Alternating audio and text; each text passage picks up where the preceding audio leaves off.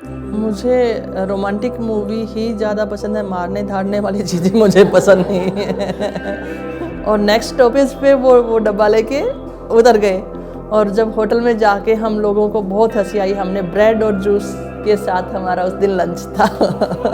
मुझे याद है कि जब मैं ग्राउंड पे होती और जब सीनियर एथलीट को देखती, उनकी जर्सी पे इंडिया लिखा हुआ देखती, तो मेरा भी मन करता था कि मैं ऐसे इंडिया लिखा हुआ पहनूं।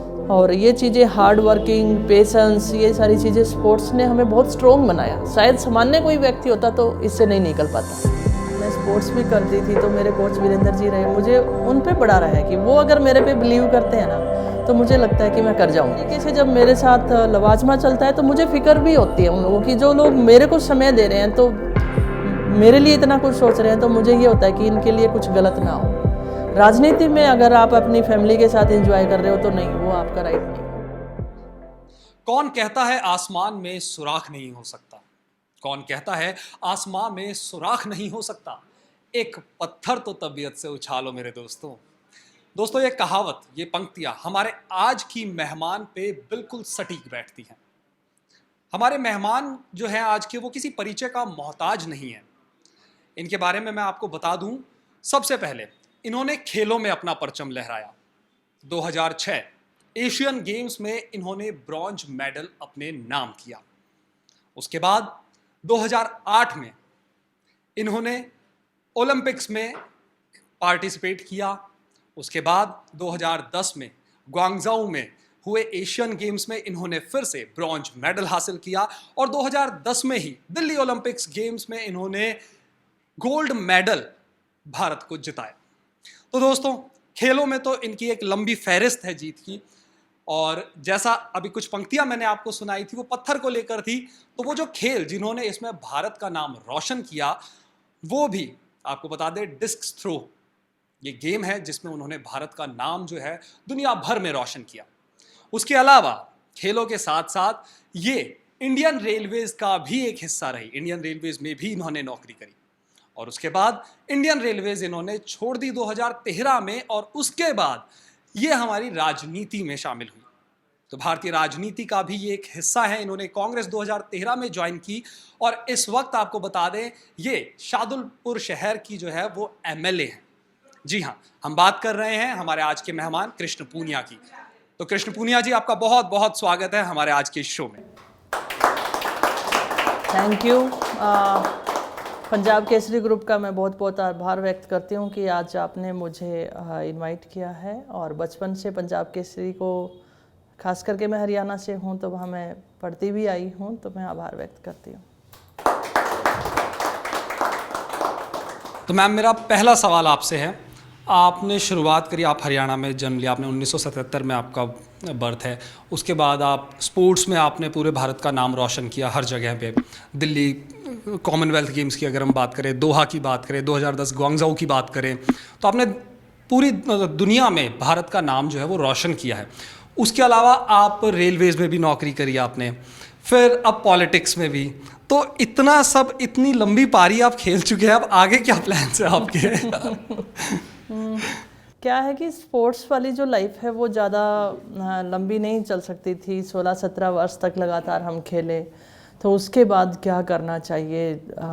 तो एक तो यही था कि हम स्पोर्ट्स से जुड़े रहें। तो उसी बीच जब मेरा रिटायरमेंट का टाइम था तो मुझे राजनीति में आने का मौका मिला।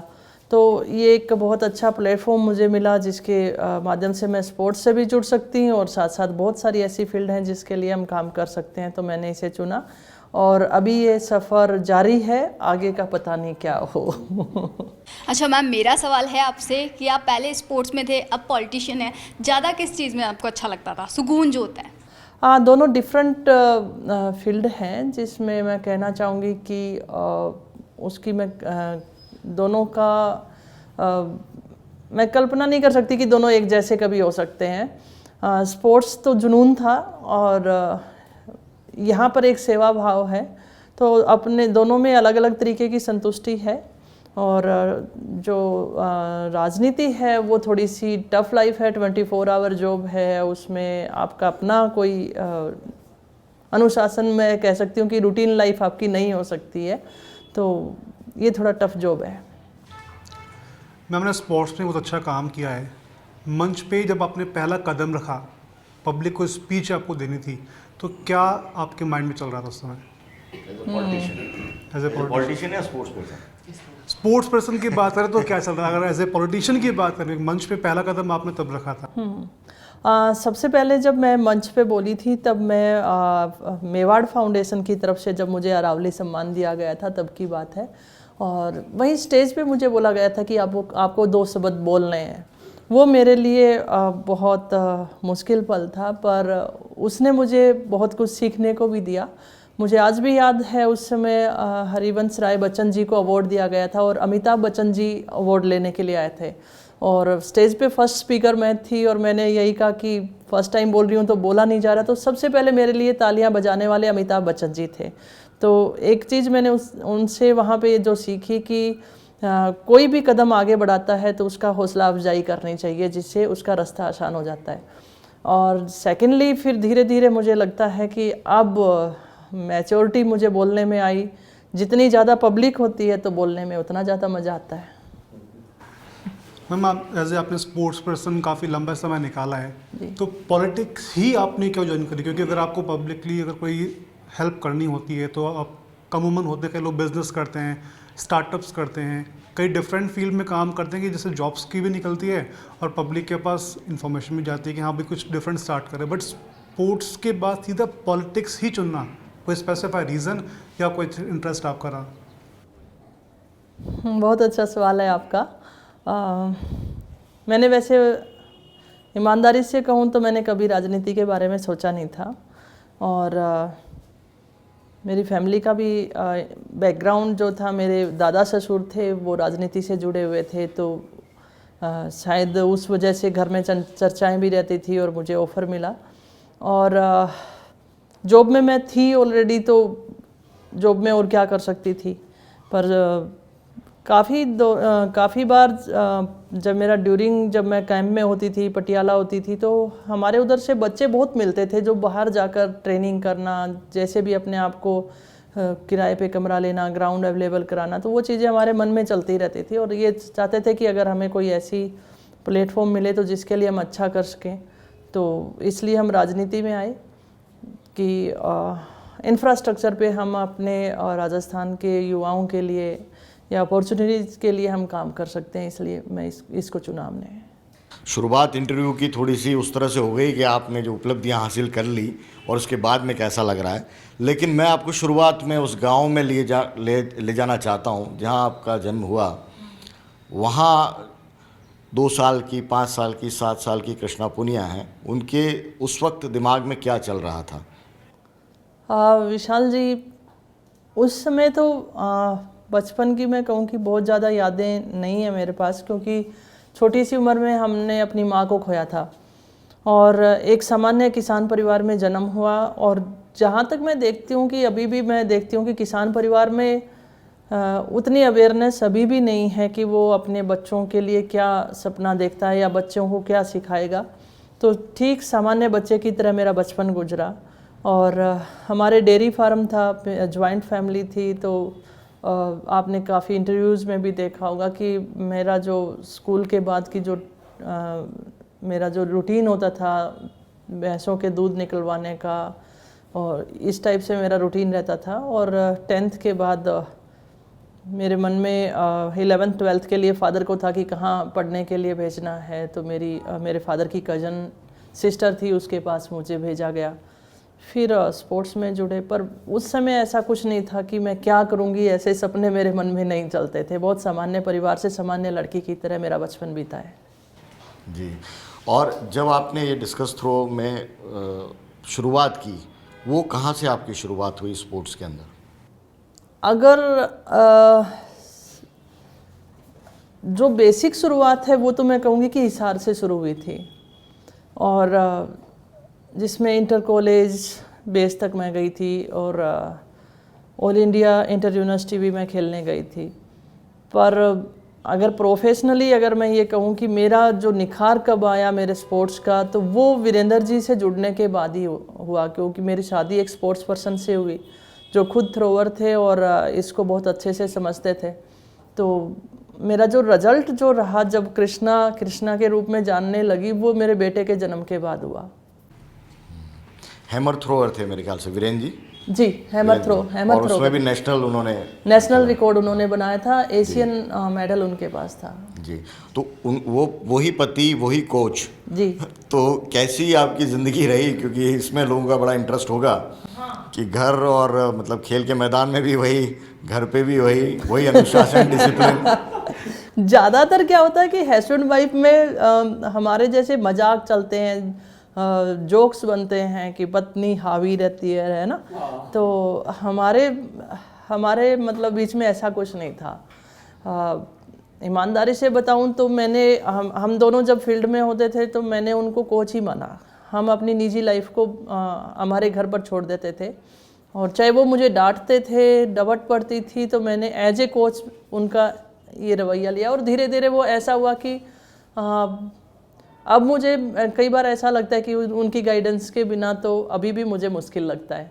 तो हमारा बहुत अच्छा रिश्ता रहा, और शादी के बाद ज़्यादातर समय मैं कहूँगी कि उन्हीं के साथ मेरा बीता, फैमिली की बजाय भी ज़्यादातर समय उन्हीं के साथ बीता।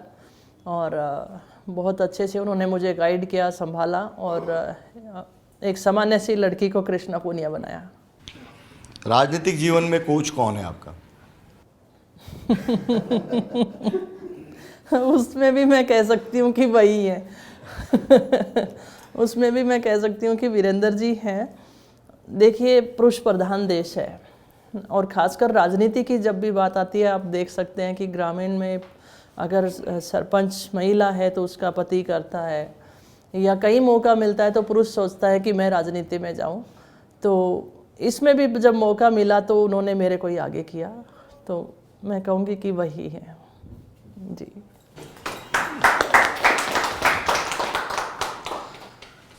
मैम, आपकी हाइट कितनी है और आपकी हाइट से आपको अभी तक कितना फ़ायदा मिला? हाइट से हाइट मेरी 6 फीट है, और जिससे मुझे फ़ायदा मिला, फ़ायदा देखो स्पोर्ट्स में भी मिला। एक अलग सी लंबी लड़की दिखेगी तो पहचान भी एकदम जल्दी सी बन जाएगी। कहीं ग्रुप फोटोग्राफ्स हो रही है तो पीछे खड़ा होने का भी मेरे को ही पीछे वाली लाइन मिलती है। और अगर ड्रेसेस बनवानी है तो एक्स्ट्रा कपड़ा भी मुझे ही लगाना पड़ता है। और सबसे मुश्किल मेरे लिए हाइट के लिए रहा, तो क्योंकि हाइट के हिसाब से मेरा फुट का साइज़ भी बड़ा है, तो इंडिया में लेडीज़ साइज़ के जो शूज़ हैं वो मुझे नहीं आते, उसके लिए मुझे बहुत संघर्ष करना पड़ता है।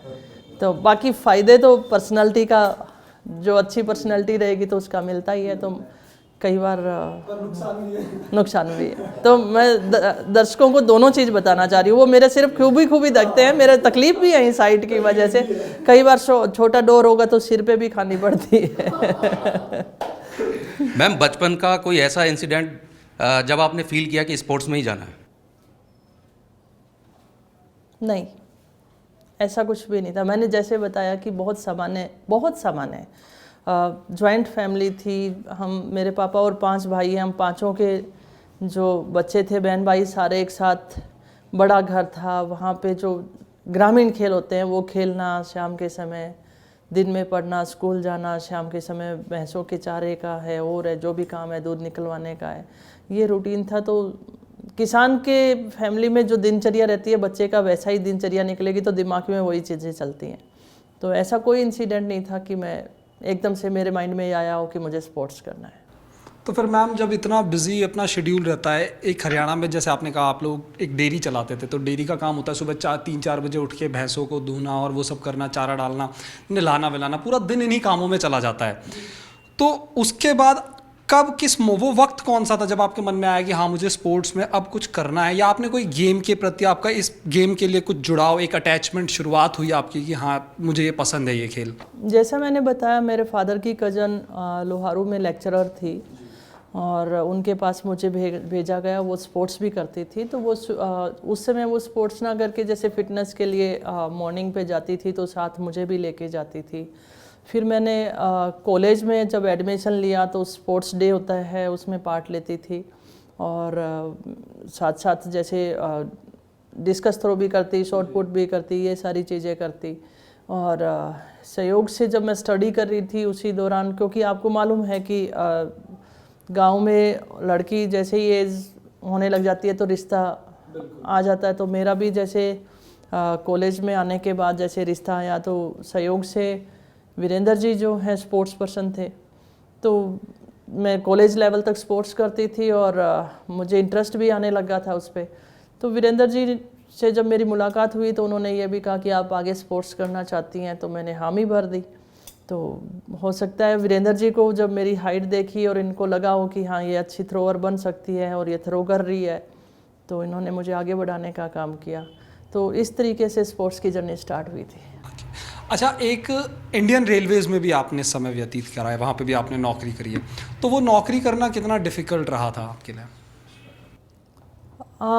वहाँ एक मुश्किल बात मेरे लिए जो आई थी कि मुझे स्पोर्ट्स में आए अभी कुछ ही समय बीता था कि मुझे स्पोर्ट्स इंजरी आई। और इंडिया यूनिवर्सिटी बेस पे मैंने जब रेलवे के लिए ट्रायल दी थी जॉब के लिए, तो मेरे साथ के एथलीट को ज्वाइन किए हुए 3-3.5 साल हो चुके थे।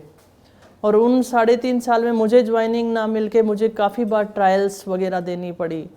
और जैसे कहते हैं बैक बाइट भी पीछे से चलती थी कि नहीं ये अब आगे स्पोर्ट्स नहीं करेगी, इसके बच्चा हो गया है, अब ये नहीं करेगी, सिर्फ नौकरी के लिए कर रही है, और इस टाइप से बातें थी। जबकि वहाँ मेरी सिर्फ शुरुआत भर थी।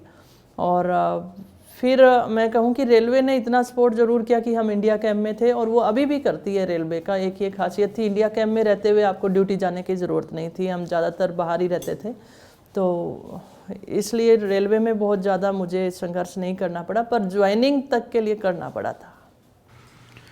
मैम, जिस तरीके से आपका एक एज अ स्पोर्ट्स पर्सन आपका बहुत बिजी शेड्यूल रहा, फिर आप रेलवेज़ में रहे, फिर उसके बाद आपने एक राजनीति में एक बहुत कठिन सफ़र तय किया है।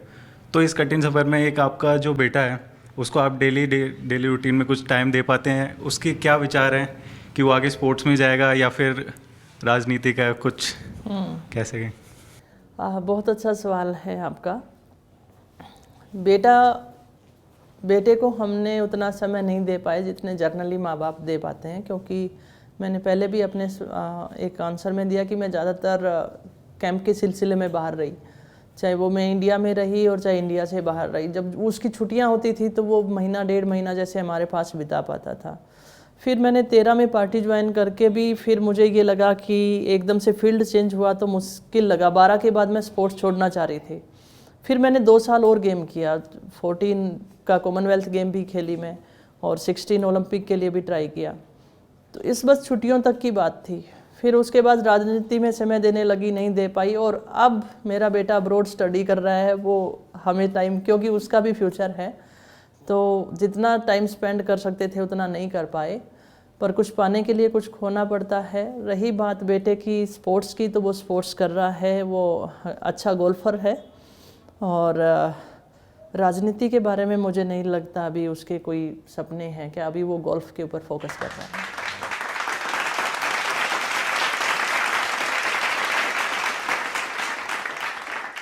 मैम, आपकी जैसे कि आपने बताया कि आप एक स्पोर्ट्समैन रहे हैं, लेकिन आपने मतलब जब आप खेलते थे तो आपकी एक डाइट होती होगी, तो वो क्या साधारण डाइट ही थी या फिर काजू बादाम वाली डाइट थी?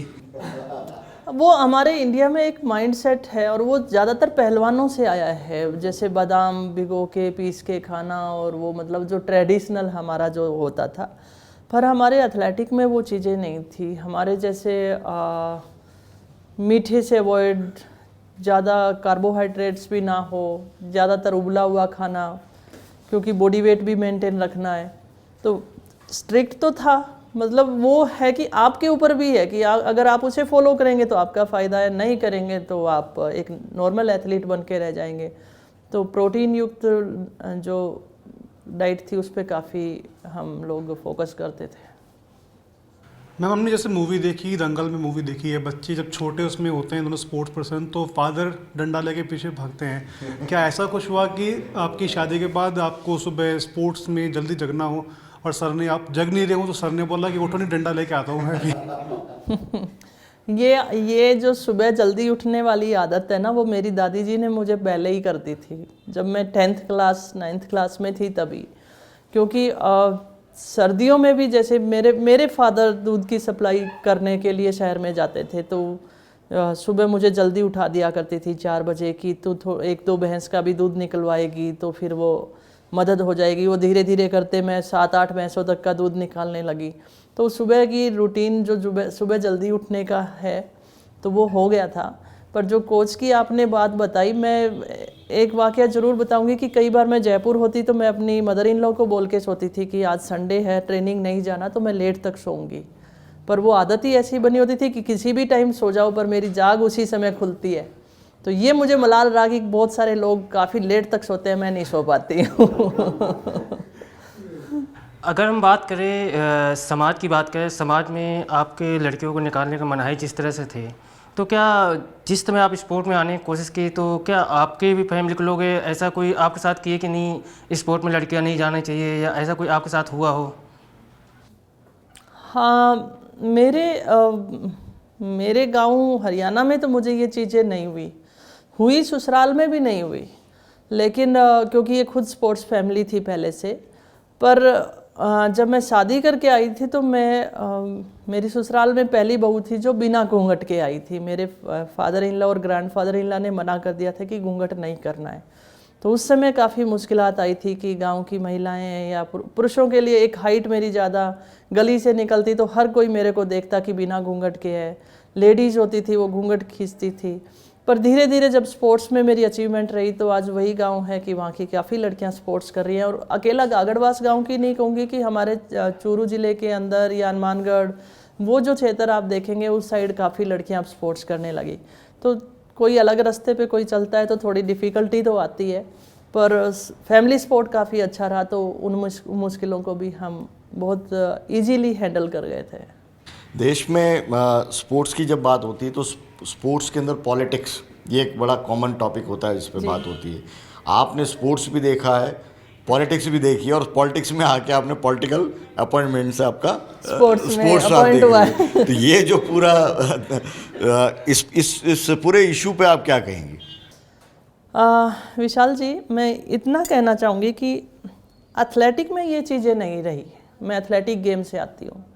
बाकी अदर गेम में काफ़ी बार सुनने को मिला, टेक्निकल कोई गेम है जैसे रेसलिंग है, या हो सकता है मे बी कभी बॉक्सिंग में भी हुआ, और रेसलिंग में सबसे ज़्यादा रहा, या कोई टीम गेम हॉकी वगैरह की हम कह सकते हैं। पर एथलेटिक में ये चीज़ें नहीं रही। इंटरेस्टिंग बात यह है कि अब मैं जब स्पोर्ट्स से राजनीति में आई और मेरा स्पोर्ट्स काउंसिल में एज ए चेयरमैन जब अपॉइंट हुई, पहली महिला भी पहली हूँ इस पोस्ट पे आने वाली, और एथलीट भी पहली हूँ। पर उन सब चीज़ों को छोड़ के पीछे जब हम इस पोस्ट पे आए तो हमने यही सोचा कि पहली बार किसी स्पोर्ट्स पर्सन को स्पोर्ट्स का चार्ज मिला है तो हर एथलीट की आशाएं होती हैं। पहले मैं भी एथलीट रही, मेरी भी आशाएं होती थी, तो उसी अनुरूप काम करने की कोशिश की। लेकिन जब आप काम करते हो तब भी कई बार अच्छा नहीं लगता, तब राजनीति होती है। तो ये तो एक राजनीति का पार्ट है। पर मुझे खुशी इस बात की है कि मैं राजस्थान राज्य क्रीड़ा परिषद ने जब राजीव गांधी ग्रामीण ओलंपिक करवाए तो उसमें पूरे प्रदेश ने पार्ट लिया। उसमें कोई एज की बाउंडेशन नहीं थी और ये एक वर्ल्ड रिकॉर्ड बना। इसमें लगभग 30,40,000 के करीब पार्टिसिपेंट थे। तो अब राजस्थान में खेलों का माहौल बहुत अच्छा है। मेरा सवाल दरअसल वहीं पे आने वाला था मैं कि इस ग्रामीण ओलंपिक, ये पॉलिटिकली तो बहुत सुनने में अच्छा लग रहा है, लेकिन ये आइडिया किसने कंसीव किया कि ये ऐसा होना चाहिए, और उसमें आपकी क्या भूमिका रही? विशाल जी, आइडिया की काफ़ी बार सीएम साहब से मुलाकात होती थी कि सीएम साहब भी काफ़ी बार पूछते रहते थे कि स्पोर्ट्स में हमें क्या करना चाहिए। और हम जिस तरीके से भी माननीय मुख्यमंत्री महोदय से कोई मांगे की तो वो लगभग सभी मांगे हमारी मानी गई। और मेन कारण था कि राजस्थान में खेलों का माहौल कैसे बने। राजस्थान गवर्नमेंट बहुत अच्छा स्पोर्ट्स के लिए कर रही है।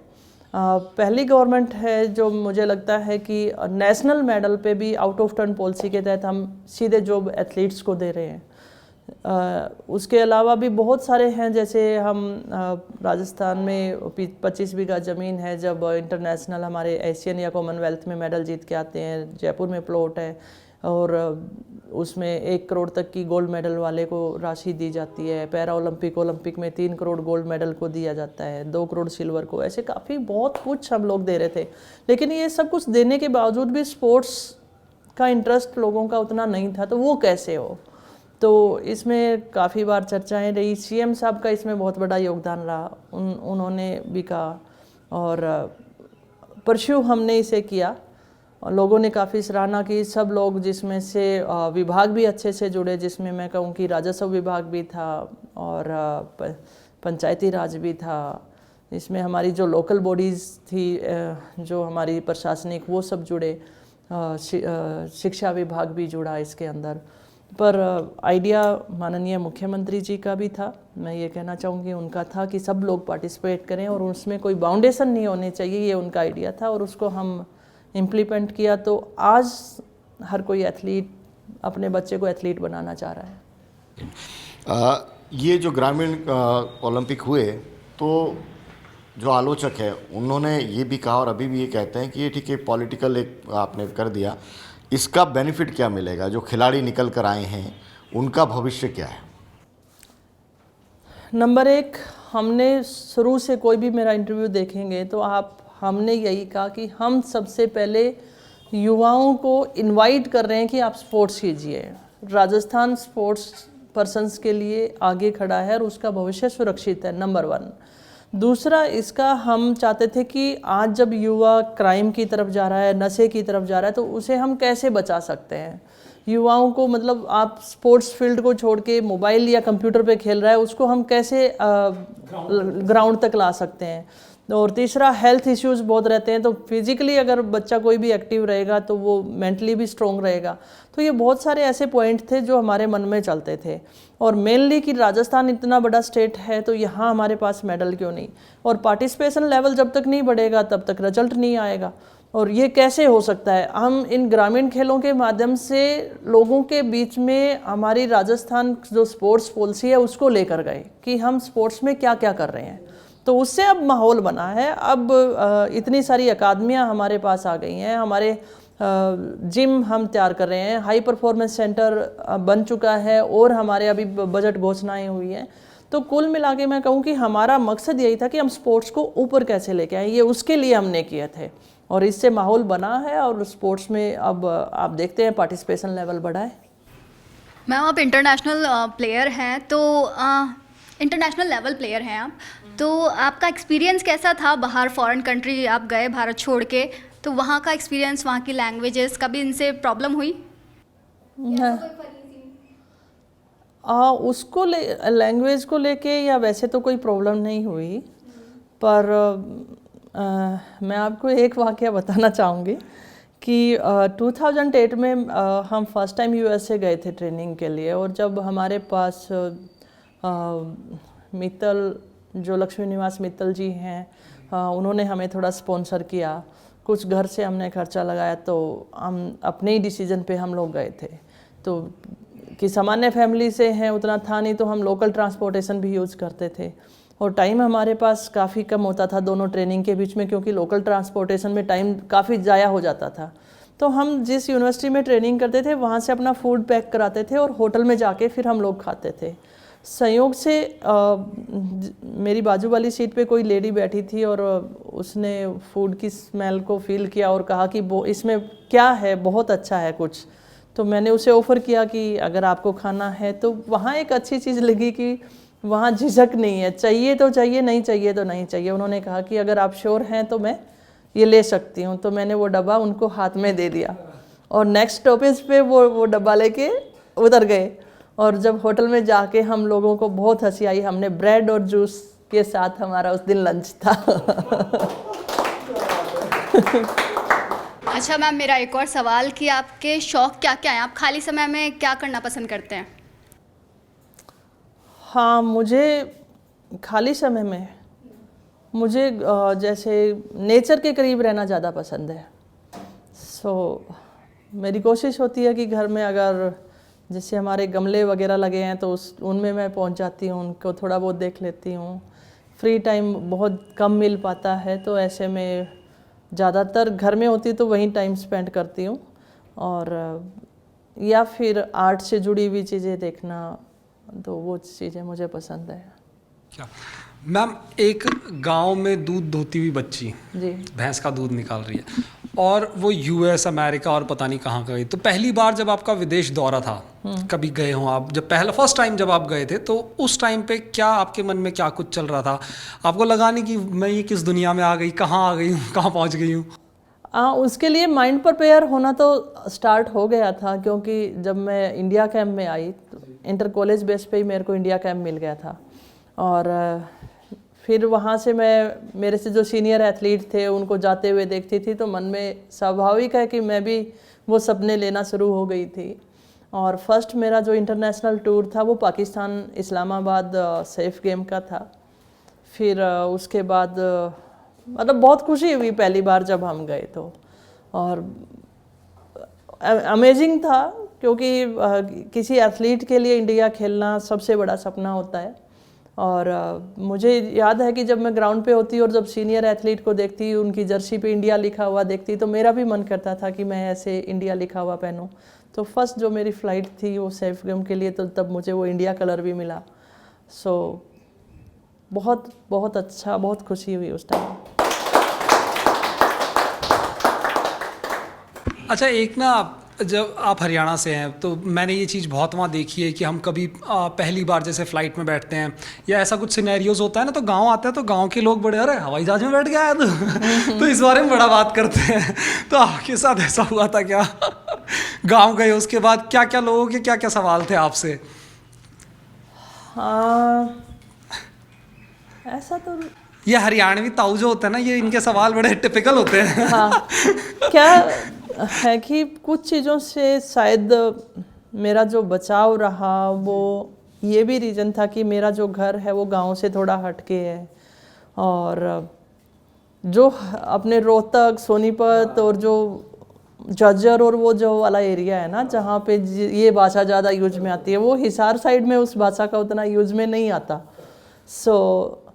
पर अब मुझे उतना याद भी नहीं कि कैसे सवाल रहे होंगे, पर मेरी फर्स्ट जैसे फ़्लाइट जो थी वो जयपुर से अमृतसर थी, उसके लिए मैं बहुत एक्साइटेड थी फर्स्ट जब टाइम मैं फ़्लाइट में बैठी थी, और मुझे था कि मैं फ़्लाइट में से नीचे देखूं कि जैसे नीचे क्या दिखता है। तो मैंने विंडो सीट को ही चूज़ किया था। कुछ लोग डरते हैं कि विंडो सीट में, पर मुझे वहाँ बैठ के अच्छा लगा था।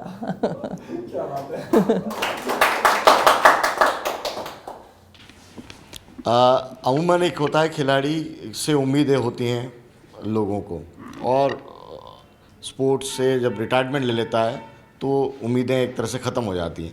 आपने विधायक का चुनाव लड़के फिर नई उम्मीदें पैदा कर दी लोगों के मन में जी। तो अब इसको कैसे आप देखती हैं? उस वक्त जो लोग आपसे एक्सपेक्ट करते थे और अब आपके क्षेत्र के लोग हैं वो आपसे अपेक्षाएं करते हैं, क्या आपको उस पर कोई फ़र्क नज़र आता है? क्या आपको आपका नज़रिया है इस पर?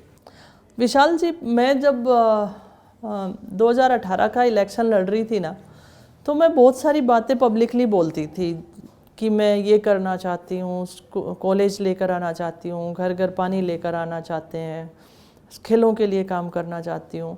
तो जो मेरी सराउंडिंग जो टीम थी ना, वो चिंतित होती थी कि कृष्णा बोल तो रही है लेकिन ये कब कैसे होंगे, अगली बार अगर हम इलेक्शन में जाएंगे तो हम कैसे जा पाएंगे, ये उनके मन में बड़ा सवाल रहता था। ऑनेस्टली मैं कह रही हूँ। और मुझे भी नहीं पता था कि ये, क्योंकि मेरे लिए तो नया था सब कुछ, ये जिस आसानी से मैं बोल रही हूँ उतना आसानी से हो सकता है क्या। पर मैं कहूँ कि पता नहीं उस समय मेरी ज़ुबान पे सरस्वती जी विराजमान थी क्या, हमने जितने काम मैंने पब्लिकली बोले थे ना, वो सारे काम आज धरातल पर उतर रहे हैं। हम उनको ग्राउंड पे ले आए हैं। और अब मैं उन चीज़ों को जो महसूस कर रही हूँ, जैसा आपने कहा कि अब काफ़ी बार जैसे मैं गांव में होती हूँ तो हर आदमी को ये लगता है कि जितना जल्दी वो काम करवा लें, फिर पता नहीं क्या हो जाएगा। मतलब इतना बर्डन मेरे पे आया है कि बहुत ज़्यादा डिमांड्स लोगों की मेरे पास आई हैं। सड़कें बनी हैं तो यहाँ बन गई, हमारी 1 किलोमीटर की है, बस आधा किलोमीटर रहेगी, या मेरे पानी की पाइपलाइन पहुँच जानी चाहिए, या फिर मेरे घर के आगे से जो है कच्चा रास्ता है उसे पक्का करा दो, स्कूल क्रमोन्नत करा दो। ऐसी इतनी डिमांड्स मतलब लोगों की लगातार, कई बार मैं उनका उतावलापन देखती हूँ तो मुझे ये लगता है कि ऐसा लगता है कि फिर पता नहीं कृष्णा कहाँ चली जाएगी। ये चीज़ें मैं महसूस कर रही हूँ। पॉलिटिकल उसमें आते हैं जो आपका इस वक्त आप जिस क्षेत्र में सबसे ज़्यादा समय दे रही हैं, भारत जोड़ो में भी आप चलिए राहुल गांधी के साथ में, कैसा अनुभव रहा?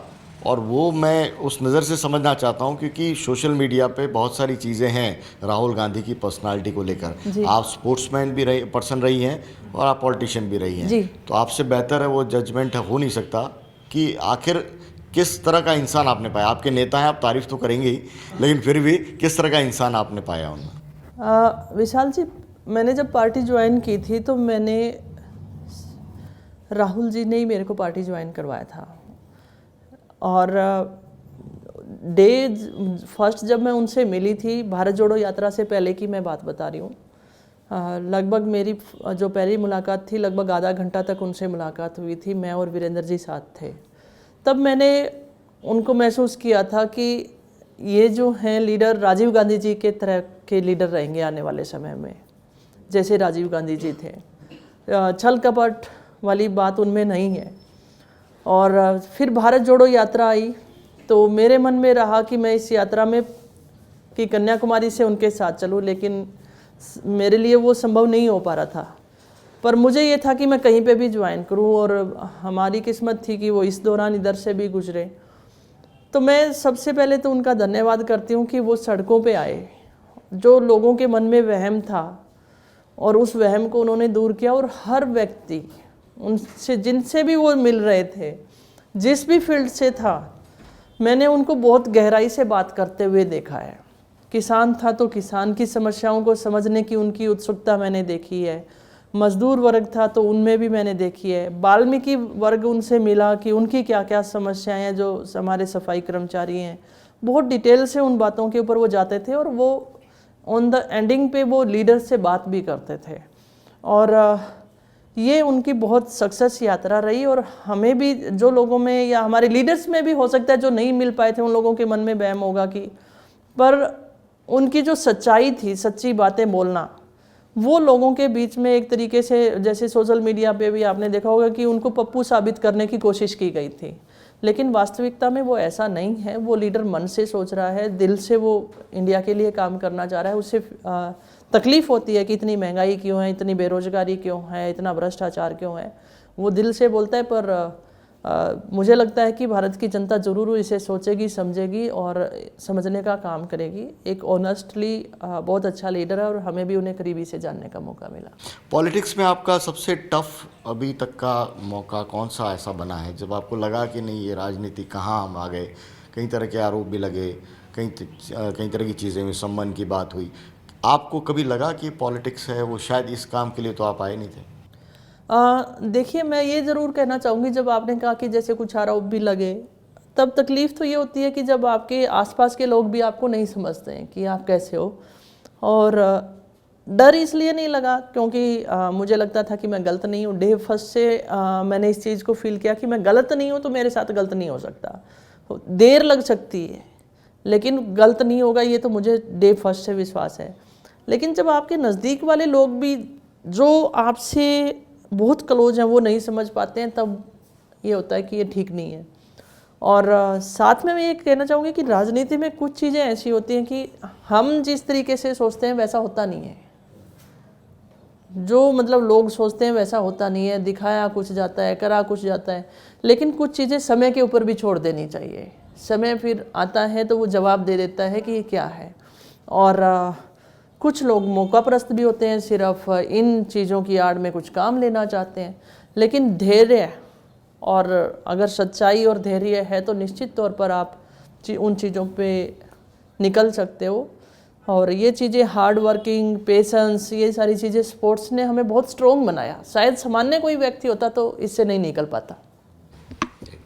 स्पोर्ट्स के अंदर ये होता है कि आप ठीक है आपने परफॉर्म कर दिया, जी मेडल देश के नाम जीत लिया, स्वागत सत्कार हो गया, अब थोड़ा सा रिलैक्स कर लें, रिलैक्स कर लिया, एंजॉय कर लिया, एंजॉय कर लिया।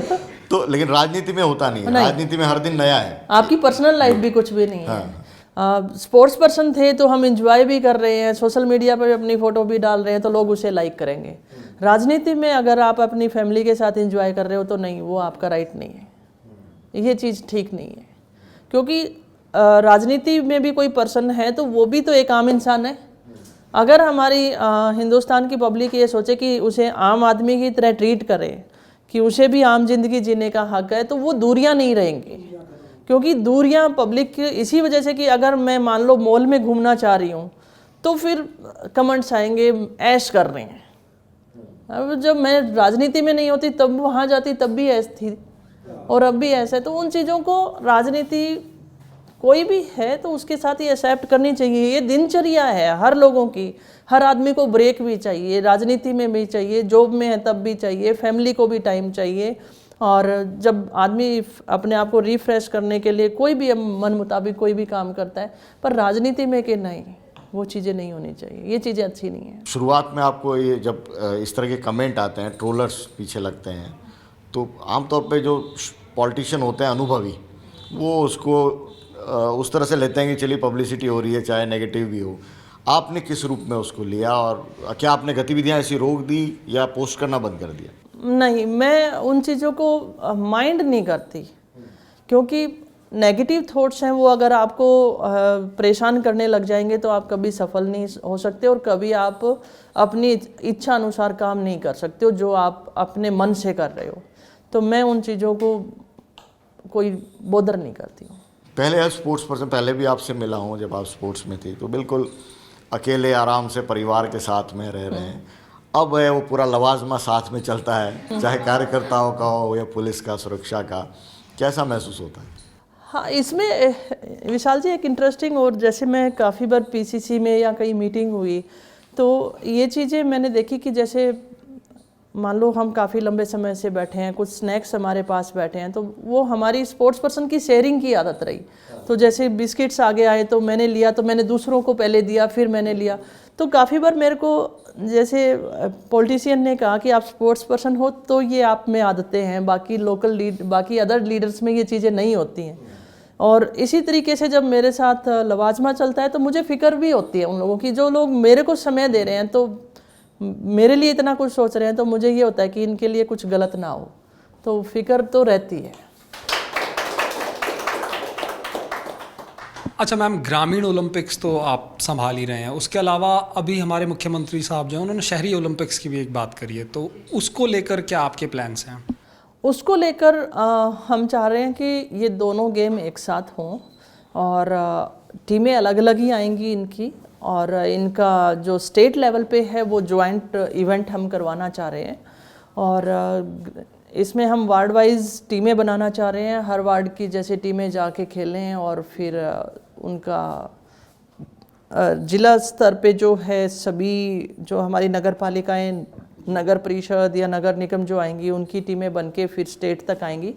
तो ये उनका रहेगा। और क्योंकि ये डिमांड एथलीट्स की काफ़ी आई, फिर शहरों से भी आई कि हम भी इसमें पार्ट लेना चाह रहे हैं, एक अच्छी बात है। तो उसको हम बहुत अच्छे से आयोजन करेंगे और उम्मीद करते हैं कि जुलाई अगस्त तक हम इन चीज़ों को लेकर आएँ। Ma'am, as a sports person जब आपने अपना फर्स्ट मेडल जीता तो घर वालों का क्या रिएक्शन था? क्या आपके पिता का यही रिएक्शन था कि हमारी छोरी क्या छोरों से कम है? मेरे फादर बहुत खुश थे, और जैसा कि था कि हरियाणा में जल्दी शादी कर देते हैं, और मेरे फादर ने मना किया था एक समय जब रिश्ता आया था कि मैं जब तक मेरी बच्ची शादी के लायक नहीं हो जाती मैं नहीं करूँगा इसी बीच स्पोर्ट्स में। पर मेरे फादर ने कभी मना नहीं किया, मेरे फादर ने कभी सवाल नहीं किया। मेरे फादर से कभी हमने ज़रूरत के हिसाब से पैसे मांगे तो उन्होंने कभी ये नहीं कहा कि तुमने ये कहाँ खर्च किए। तो उनकी जो ये आदत थी ना, वो हमें अनुशासन में रखती थी। कभी उन्होंने डांट भी नहीं लगाई मुझे, तो विशेष तौर से वो मुझे कृष्ण कह के बुलाते हैं, कृष्णा की बजाय।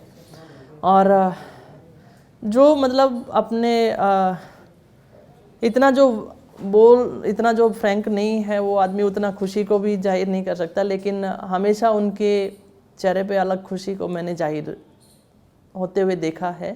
वो बहुत खुश होते थे।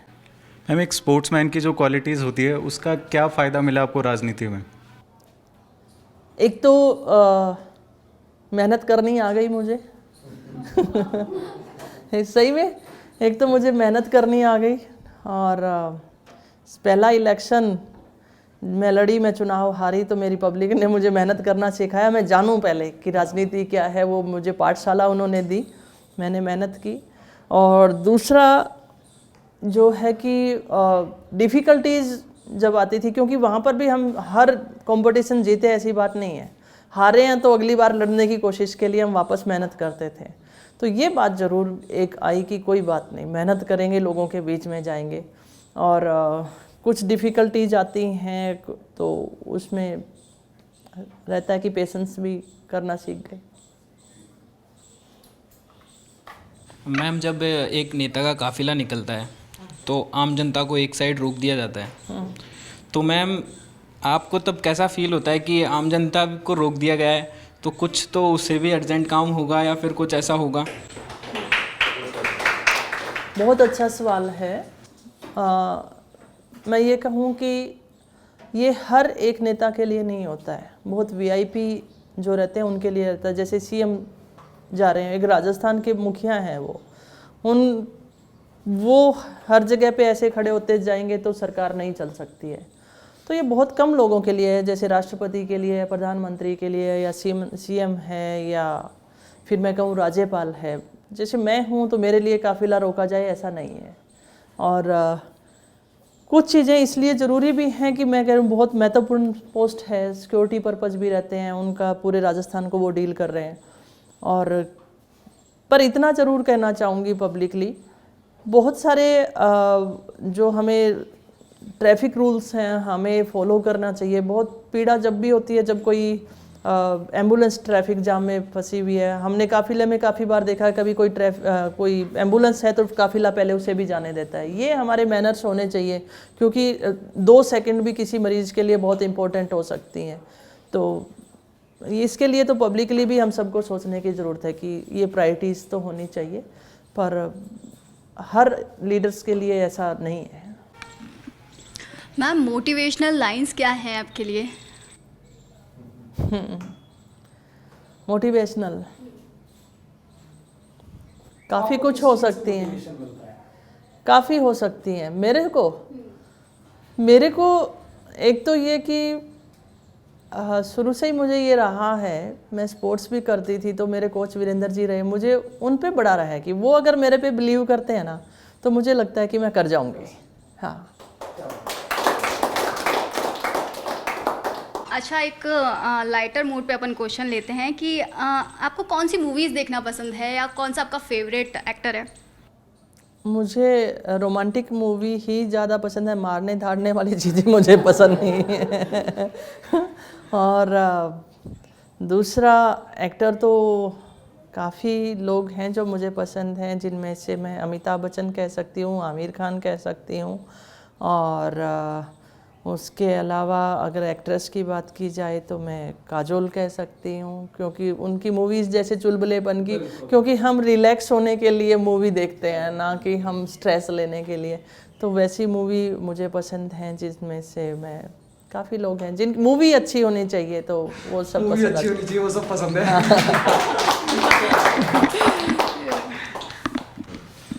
अच्छा, आप फ्री टाइम में कभी गाने वाने भी सुनना पसंद करती हैं? हाँ। किस तरीके के गाने सुनते हैं? ओल्ड। क्या बात है, 90s गाने। 90s। क्या बात है। बहुत बहुत शुक्रिया कृष्णा मैम हमारे शो में आने के लिए, और जो बातें हुई आई होप हमारे लोग जब सुनेंगे, हमारे व्यूवर्स को भी इन बातों से बहुत ज़्यादा इंस्पिरेशन मिलेगी, और आपने हमारे देश का नाम पूरी दुनिया भर में रोशन किया। उसके लिए पंजाब केसरी ग्रुप आपका सदा आभारी रहेगा, देश का हर एक नागरिक आपका आभारी रहेगा, और हमारे शो में पधारने के लिए बहुत बहुत शुक्रिया। Thank you. आपके इस शो के माध्यम से स्टूडेंट के लिए एक मैसेज छोड़ते हुए मैं विदा लेना चाहूँगी। मैं कहना चाहूँगी कि एथलीट जब कोई भी गेम हारता है, कोई भी इवेंट हारता है, तो वो अगले ही पल फिर से मेहनत करता है कि मुझे जीतना है। पर मैंने काफ़ी बच्चों की जो स्टूडेंट्स हैं उनके सुसाइड्स के जो हमें न्यूज़ मिलती हैं तो वो बहुत तकलीफ़ वाली होती हैं। उनको ज़रूर कहना चाहूँगी कि ज़िंदगी बार बार नहीं मिलती है और ज़िंदगी बहुत सारे रास्ते देती है, अकेला एक ही नहीं है। तो आप कृपया करके इस तरीके का कोई कदम ना उठाएं जिससे आपके पेरेंट्स को बहुत मुश्किल होती है, उभर नहीं पाते हैं। और सपने देखें, सपने काफ़ी सारे देखें, एक पूरा नहीं होता है तो दूसरा पूरा हो जाएगा। सपने देखना ज़रूरी है। और पंजाब केसरी का बहुत बहुत आभार।